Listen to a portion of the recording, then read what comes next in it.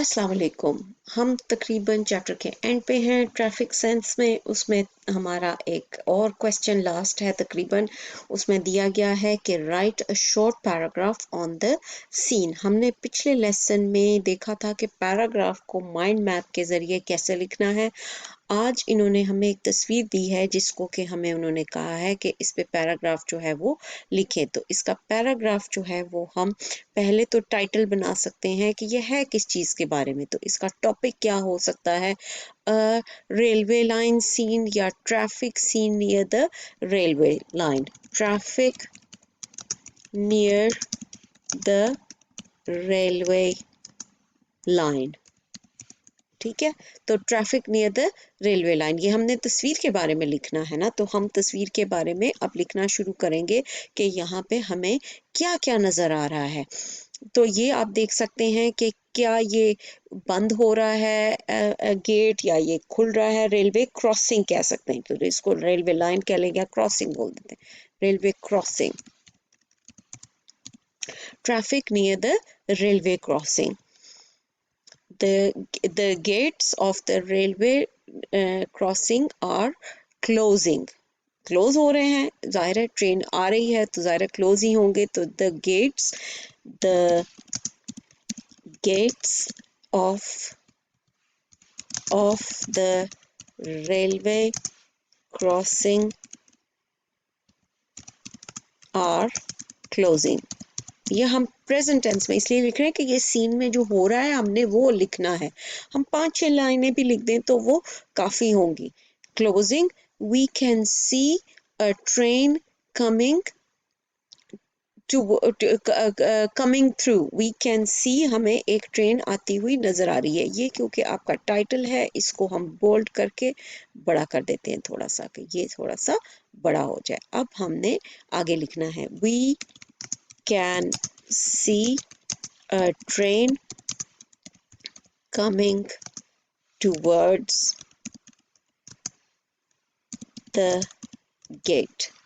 Gate के करीब आती हुई हमें एक ट्रेन जो है वो नजर आ रही है। The traffic,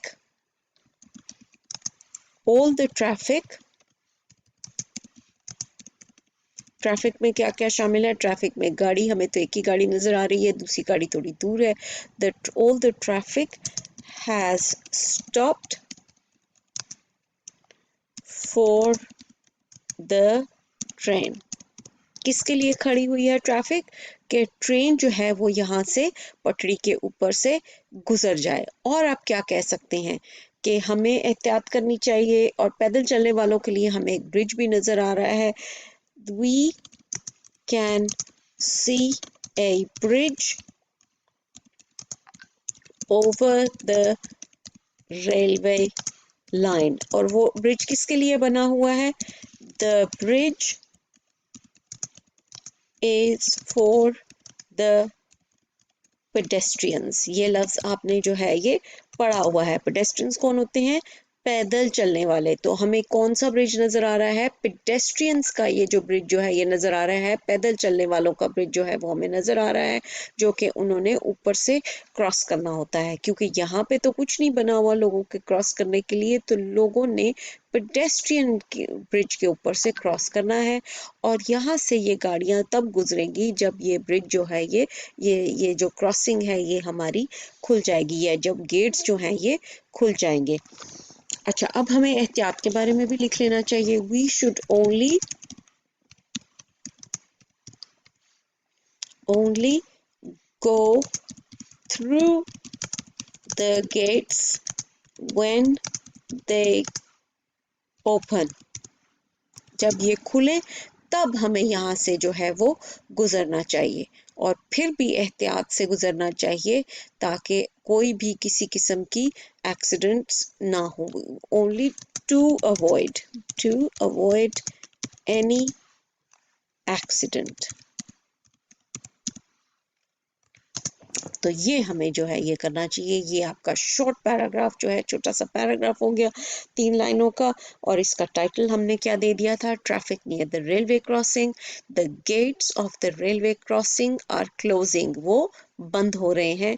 we can see a train coming towards the gate, हमें एक ट्रेन गेट के करीब आती नजर आ रही है। All the traffic has stopped for the train, सारी ट्रैफिक जो है वो ट्रेन के लिए रुक गई है।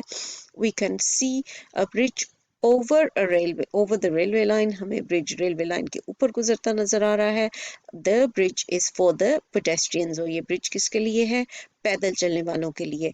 We should only go through the gates when they open to avoid any accident, हमें गेट से उस वक्त जो है वो बाहर गुजरना चाहिए जब ये खुले, ताकि किसी भी किस्म का हादसा ना हो।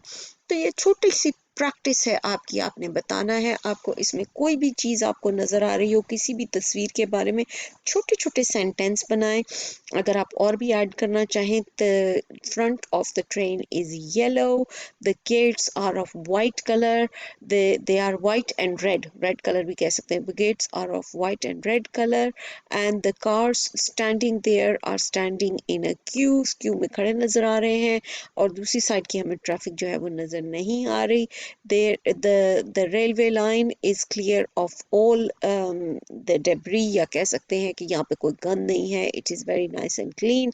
तो यहाँ पे जो है सीन को डिस्क्राइब जो है वो आप मजीद कर सकते हैं। ये डिस्क्रिप्शन आपकी मर्जी होती है कि इस सीन के बारे में आप क्या लिखना चाहें, यानी जो भी आपके जहन में आता है इस तस्वीर को देख के लिखने के लिए, वो आप जो है वो लिख सकते हैं। तो इस तरीके से डिस्क्रिप्शन जो है वो एक हो सकती है, शॉर्ट किस्म का पैराग्राफ जो है वो इस सीन के बारे में आप सोच के लिख सकते हैं। और इसको माइंड मैप किस तरह बना सकते हैं कि आप पॉइंट्स लिख सकते हैं पहले, कि किस किस चीज़ के बारे में आपने जो है वो लिखना है। पहले आपको गेट के बारे में, ये छोटा सा हम यहाँ पे ऐड कर लेते हैं, यानी पहले आप गेट का जिक्र कर सकते हैं, फिर आप कर सकते हैं कार्स का जिक्र कर सकते हैं, फिर आप ट्रेन, सॉरी पहले आप ट्रेन गेट का जिक्र किया तो फिर आप ट्रेन का जिक्र कर सकते हैं, फिर आप ये ब्रिज का जिक्र कर सकते हैं, फिर आप ट्रेन का जिक्र कर कार्स का जिक्र कर सकते हैं, पाथ का जिक्र कर सकते हैं, और फिर आप उसके अलावा एंड पे आप अवॉइड एक्सीडेंट्स का जिक्र कर सकते हैं कि कैसे आपने करना है। तो ये आपका एक जो है ये मेन चीज़ें जो हैं ये आपकी कवर हो गई जो इसमें हमें नज़र आ रही हैं। तो इस तरीके से ये आपका शुरू में जो है ये आप देख सकते हैं कि आपने इसके बारे में लिखना है, इसके बारे में लिखना है, इसके बारे में लिखना है, इसके बारे में लिखना है, और ये ओवरऑल सीन के बारे में लिखना है। और टॉपिक लिखना चाहें तो वो भी दें आप, एक टॉपिक हमने जो है वो लिखना है, वो बेशक एंड पे आप दे सकते हैं या शुरू में भी लिख सकते हैं कि आपने टॉपिक लिखना है, यानी उसका टाइटल लिखना है, टॉपिक लिखना है। ये आप जो है सारा कुछ इस तरीके से माइंड मैप लफ्ज़ों से भी जो है वो आप बना सकते हैं। तो आज के लिए अल्लाह हाफिज़।